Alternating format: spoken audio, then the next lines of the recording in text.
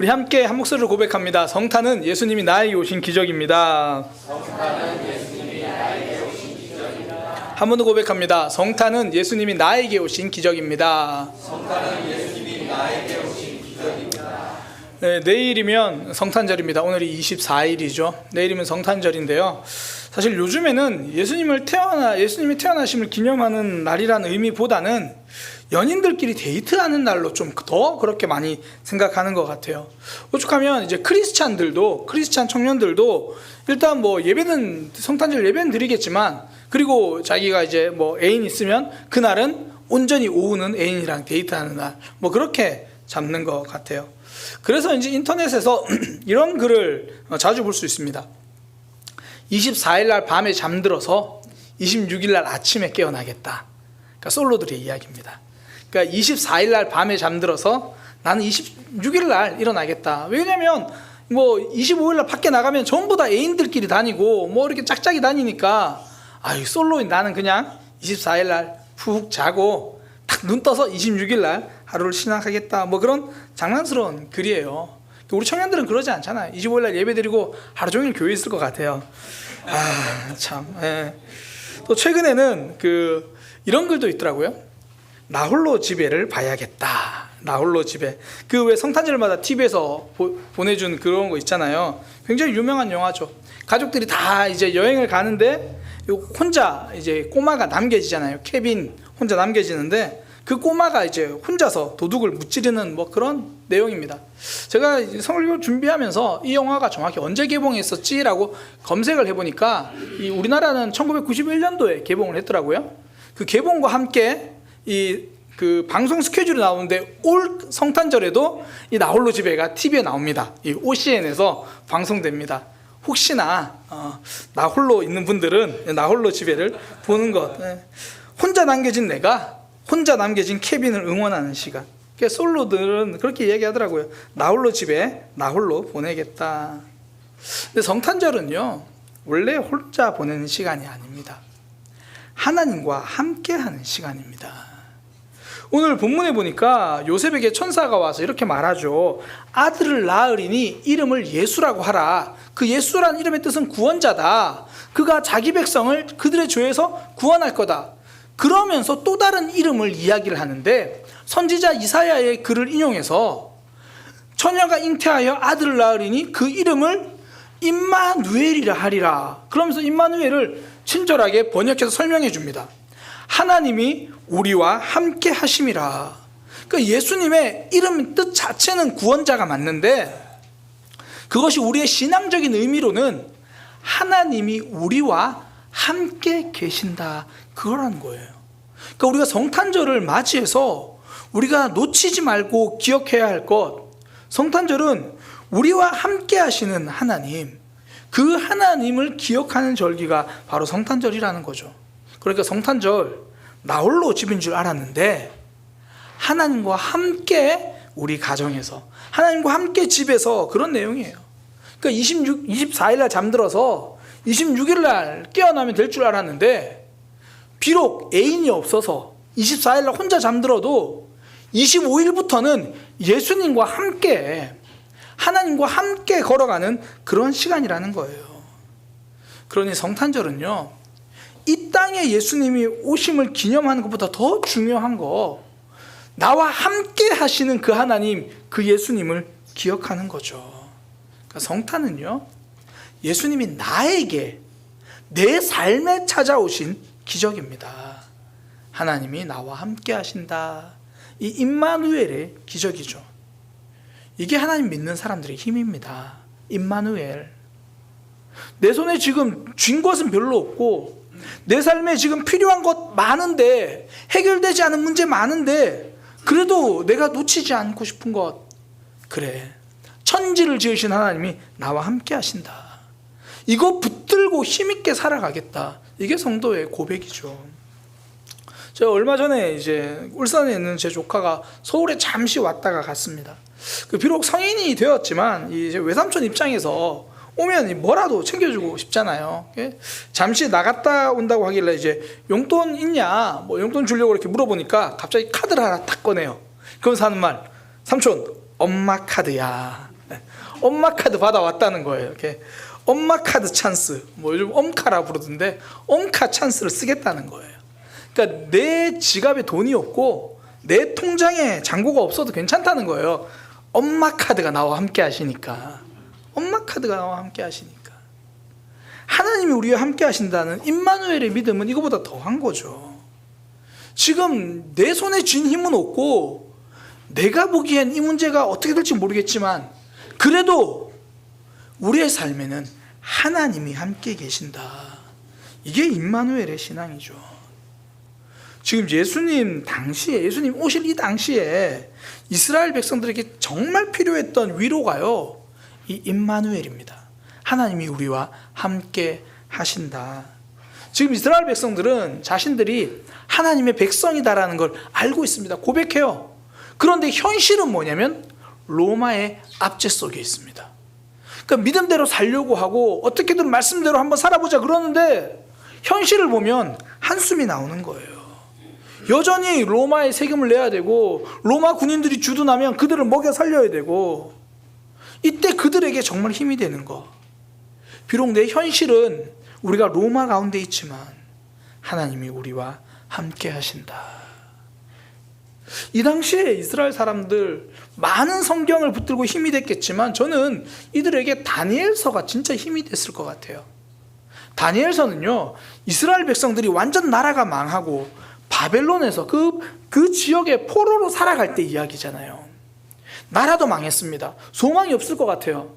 그런데 그 속에서 다니엘과 다니엘의 친구들은 우리가 먹지 말아야 될 음식을 거절하고 우상에게 절하라는 거 거절하고 그렇게 살았는데도 불구하고 하나님이 그들을 지켜주셨다는 거죠. 아, 지금 내 삶이 어려워도 하나님이 함께 하시는구나. 사자 굴 속에서도 하나님이 함께 하시고 뜨거운 풀문불 가운데서도 하나님이 함께 하시는구나. 지금 이스라엘 백성들이 정말 붙들고 싶은 말씀이 바로 임마누엘입니다. 내 삶이 정말 어려워도 로마가 지금 점령하고 있지만 그래도 하나님이 우리와 함께 하신다. 이 신앙이 고난 속에서도 힘이 됩니다. 우리의 삶에서도 고난이 있잖아요. 그 시간들 어떻게 이겨낼 수 있습니까? 그때마다 임마누엘의 하나님을 부르시기 바랍니다. 나와 함께 하신 하나님, 이거 붙들 때 이겨낼 수 있죠. 근데 많은 사람들이 고난을 만나면 나와 함께 하신 하나님을 보는 게 아니라 고난을 만나면 그동안 내게 없었던 것이 무엇인가를 오히려 생각하기 시작합니다. 별 문제 없을 때는 그냥 그렇게 살았어요. 근데 문제가 찾아오니까 그 문제뿐 아니라 다른 것도 아쉬운 거예요. 아, 이 상황에서 나를 도와주는 사람도 없네. 해결하려니까 돈도 없네. 아우, 남들보다 그렇다고 내가 다 건강한 것도 아니네. 그렇다고 뭐 자녀들이 날 도와주는 것도 아니네. 문제가 하나 생기니까 나머지 모든 게 다 없는 것처럼 보이는 거예요. 문제만으로도 힘든데 자꾸 없는 거에 집중하니까 마음이 더 힘들어지는 거죠. 이런 상황에서 천사가 요셉에게 알려주는 거, 임마누엘이라는 거예요. 이 천사가 말해주는 이 이사야 본문의 배경 자체가 그래요. 이 본문의 배경 자체가 어떤 상황이냐면 남유다 왕 아하스가 지금 다른 나라 때문에 굉장히 힘들어하고 있는 상황입니다. 이 당시에 남유다는요, 북이스라엘과 굉장히 이렇게 갈등 관계에 있었고 북이스라엘은 남유다를 공격하기 위해서 다른 나라 아람이라고 하는 나라와 동맹을 맺어요.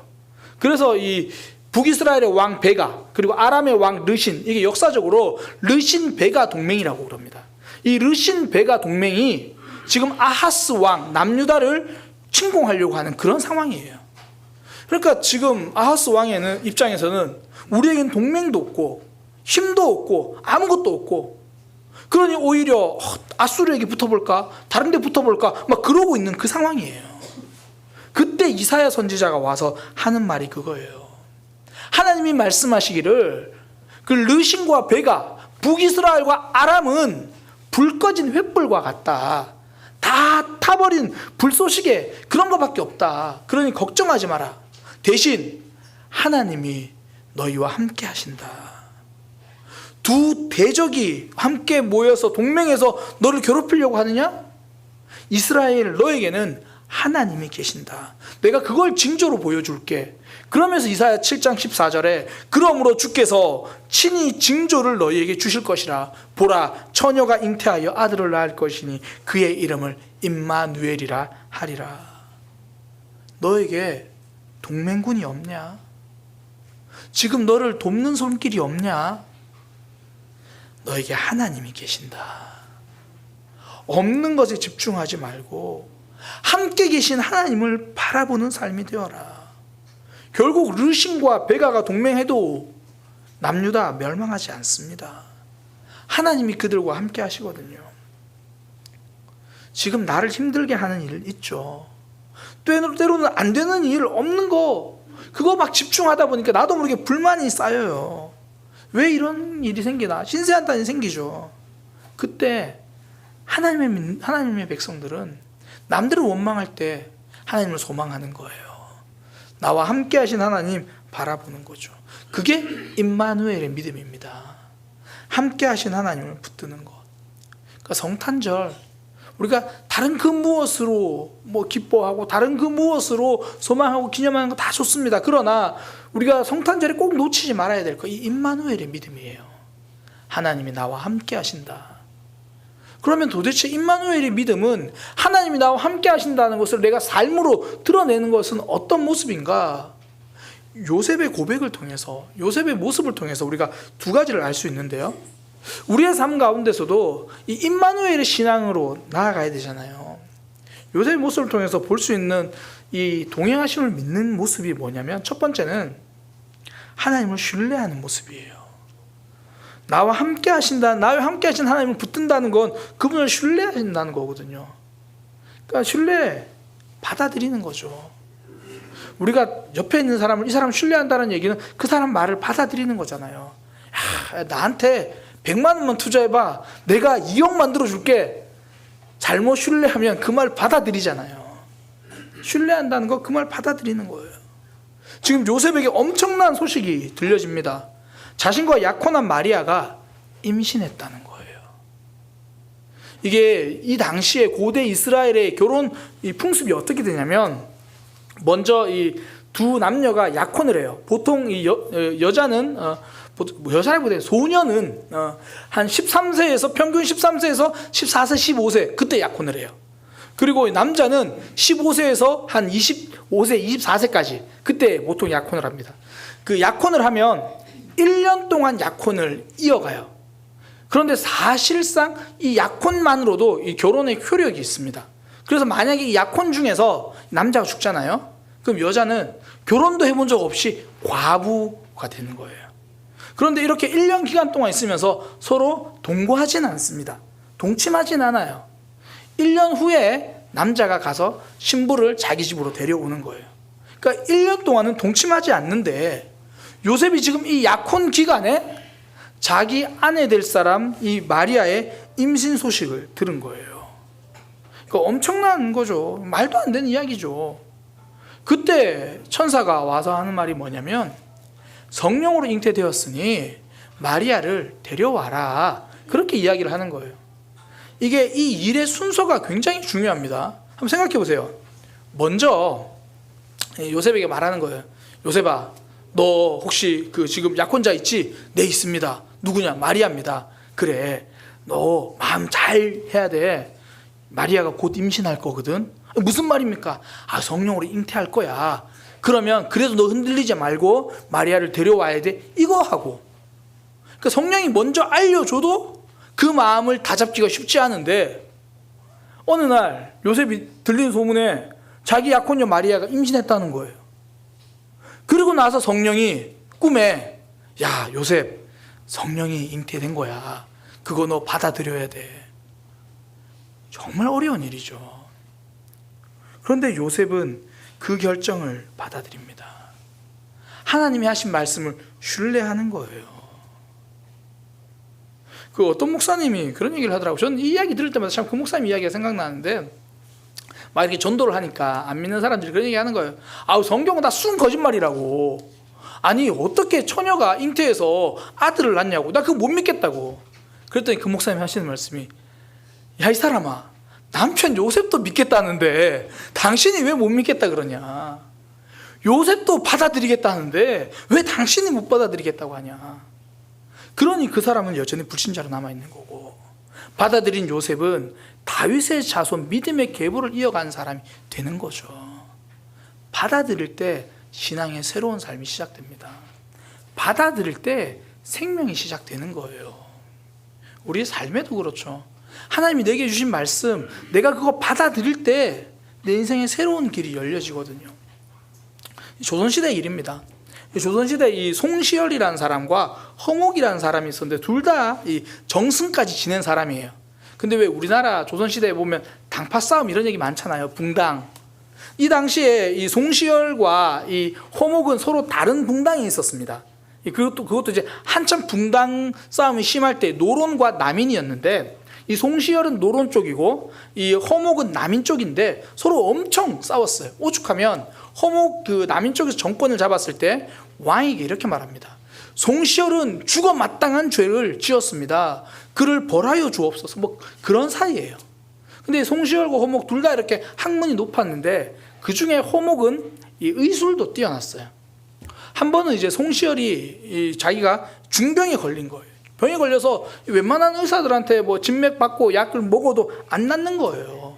그러던 중에 송시열이 자기 아들을 부릅니다. 자기 아들을 불러서 뭐라 그러냐면, 너는 지금 바로 허목 대감 집에 가서 나의 병세를 다 이야기해주고 허목 대감이 그 주는 그 약 처방을 받아서 약을 지어와라.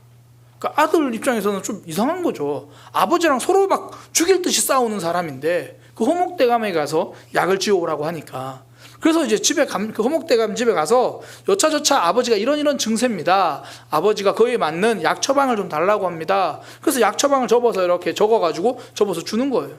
가지고 가다가 의심이 되잖아요. 도대체 어떤 약 처방이길래 하고 봤더니 그 처방전 가운데 비상이 있는 거예요. 비상.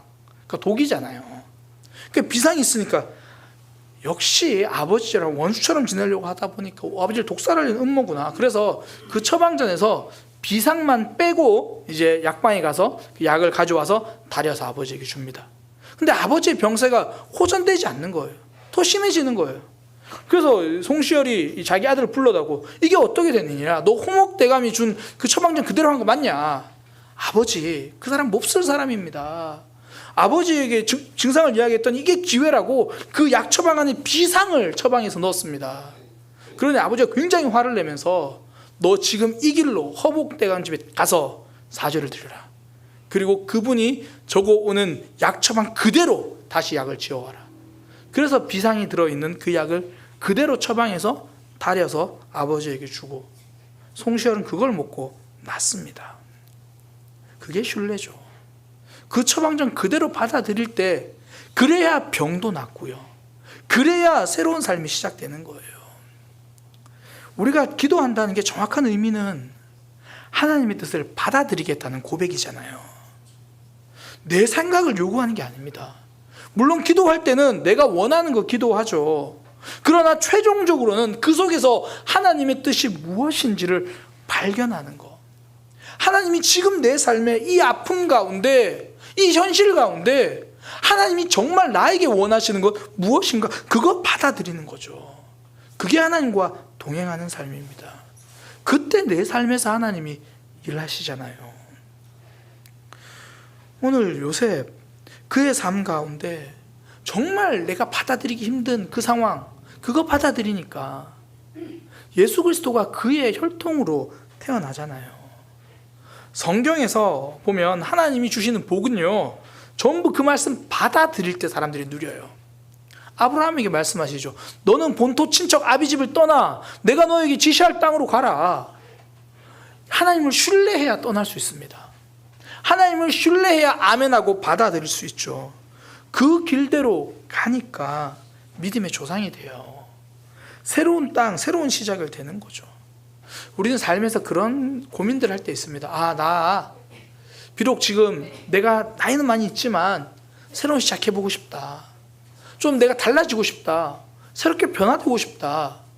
비결은요, 하나님과 동행함, 받아들임이에요. 그때 달라지거든요.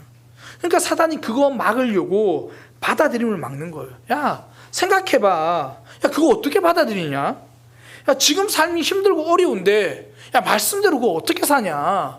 그거 말고 그냥 네 생각대로 해. 그냥 주변 사람들이 보기에 시키는 대로 그렇게 계산적으로 해. 우린 이런 걸 동행이라고 안 그러고요, 동상이몽이라고 그럽니다. 같은 자리에 있어서 다른 꿈을 꾸는 거예요. 지금 예배 자리 하나님 앞에서 하나님과 같이 있는 것 같은데, 하나님은 하나님 나라를 꿈꾸는데 나는 내 나라를 꿈꾸고 있습니다. 이건 동상이몽이죠. 그 속에는 하나님의 역사가 없습니다. 하나님의 일하심이 없습니다. 우리가 일상을 살아가다 보면 내 뜻과 하나님의 뜻이 다를 때가 있잖아요. 아니, 많잖아요. 나는 거절하고 싶은데 하나님은 아멘하라 그러고, 나는 고집 피우고 싶은데 하나님은 받아들이라 그러고, 나는 미워하고 싶은데 하나님은 사랑하라 그러고, 나는 이 문제 붙들고 계속 걱정하고 있는데 하나님은 일단 내려놓고 기도하라고 하시고, 성도는 그때 하나님의 뜻을 받아들이는 거예요. 그러면서 내 생각을 넘어서 일하시는 하나님을 기대하는 거죠. 이게 임마누엘의 믿음입니다. 하나님과 동행한다는 건 그분을 신뢰하고 그분의 뜻을 받아들이는 거예요. 그때 하나님이 예비하신 복을 누립니다. 성탄절 임마누엘의 믿음으로 살아가시기를 소망합니다. 하나님이 우리에게 예비하신 새로운 은혜가 있거든요. 그거 경험하는 거죠. 두 번째, 하나님과 동행하는 임마누엘의 믿음은요, 하나님보다 앞서지 않는 믿음이에요. 지금 예수님이 태어나신 이 사건의 주어가 성령님입니다. 마리아가 성령으로 잉태했다. 근데 중요한 건 요셉이 그 사실을 몰라요. 그래서 오늘 성경은 이렇게 말합니다. 요셉은 의로운 사람이라 이걸 드러내지 않고 가만히 끊고자 한다. 그러니까 이게 어떤 의미냐면, 자기 약혼녀가 이제 임신했다는 이야기를 듣고 사실 좀 괘씸하잖아요. 분노가 들죠. 그럼에도 불구하고 요셉은 의로운 사람이어서 이걸 세상 앞에 드러내지 않고, 남들 앞에 드러내서 창피 주지 않고, 그냥 가만히 관계를 정리하려고, 그냥 이 파혼하려고 그렇게 했다라는 거예요. 그러니까 나름 의로운 결정이죠. 나름 참고 참은 결정이고, 어쩌면 대단한 결정이고 상대를 배려한 결정이에요. 근데 우리는 여기서 하나 깨달을 수 있는 게, 정말 내가 현명하게 한 결정도 성령과는 무관할 수 있다는 겁니다. 내가 정말 의롭고 지혜롭게 한 결정도 내가 보기엔 이게 최선의 결정인데 하나님의 뜻과는 다를 수 있다는 거예요. 오늘 그 이야기를 하는 겁니다. 요셉은 의로운 사람이라 나름 지혜롭고 현명하고 배려하고 가장 좋은 결정한 것 같은데, 그것도 하나님의 뜻과는 다를 수 있다. 사단이 이렇게 말하잖아요. 너의 판단이 옳으니까 그거 따라라. 야, 너 신중하게 결정했잖아. 그러니 그거 따라가라. 그런데 하나님의 사자는 요셉에게 다르게 말합니다. 다윗의 자손 요셉아, 내 아내 마리아 데려오기를 무서워하지 마라. 그가 잉태된 건 성령으로 된 거다. 내가 보기에 최선의 결정을 했는데 이제 실행하기만 하면 되는데 하나님은 다른 이야기 하는 거예요. 그때 요셉 주저하지 않고 받아들입니다. 주의 사자의 분부대로 행하여 그의 아내를 데려왔다. 아무리 옳다고 생각한 내 뜻도 하나님 뜻보다는 앞세우지 않았어요. 하나님과 동행한다는 건 그분의 인도하심을 따라간다는 거죠. 내가 앞서가고 하나님 제가 원하는 이 길로 잘 와주세요, 이게 아니라는 겁니다. 제가 가끔 이제 아내와 길을 걸을 때 이제 주로 저희는 거의 손잡고 다닙니다. 둘이 나란히 손잡고 다니는데, 좀 길이 복잡할 때는 제가 앞에서 이렇게 뭐 성큼성큼 이렇게 길을 내면서 걸어요. 한참 그렇게 길을 걷다가 보면 아내가 없어요. 특히 이제 청량리 시장 갈 때 보통 그런데, 한참 가다가 옆을 보면 아내가 없어요. 그 저 뒤에 보면 아내가 뭐 옆에 있는 다른 거 보고 있거나 막 그래요. 그러니까 저 혼자 앞서가니까 아내가 옆에 있는지 없는지도 놓치더라는 거예요. 아메리카 원주민들의 이야기죠. 말을 타고 가다가 한참 말을 타고 가다가는 중간에 말을 세우고 내린대요. 그리고 자기가 돌아온 길을 돌아본다는 거죠. 그 이유가 길을 잘 가고 있나 이것도 아니고, 말도 쉬어야지 이것도 아니고, 내가 너무 빨리 달려와서 내 영혼이 따라오지 못했을까 봐 잠시 내려서 자기의 영혼을 기다린대요. 사실 현대인들에게는 굉장한 통찰과 지혜죠. 바쁘잖아요. 빨리 결정해야 되죠. 지금 빠르게 결정하지 않으면 놓치는 일 있잖아요. 그렇게 빠르게 결정하다 보니까 정말 중요한 것을 놓쳐버릴 때도 있다는 거죠. 우리의 삶, 지금 내가 이게 더 급하니까 일단 결정해놓고, 그리고 하나님이 어떻게 일하실지, 하나님이 아니면 막아주시겠지, 뭐 이렇게 가고 있을 수 있다라는 거예요. 어쩌면 우리는요, 우리 영혼이 너무 느릴까 봐 걱정하기보다 우리 영혼이 하나님보다 더 앞서가고 있는 것은 아닌가, 그걸 두려워해야 되는 거죠. 내가 이미 하나님 검토해 봤는데요, 하나님 내가 이미 충분히 배려했는데요, 하나님 내가 이미 신중하게 결정했는데요. 찬양 가사 중에 이런 찬양이 있습니다. 오늘 이곳에 계신 성령님이란 찬양인데요, 오늘 이곳에 계신 성령님, 우리에게 말씀하시고 우리를 가르치소서. 닫힌 우리의 마음 열어주시고 주의 빛으로 우리를 인도하소서. 그러면서 후렴에 이렇게 말합니다.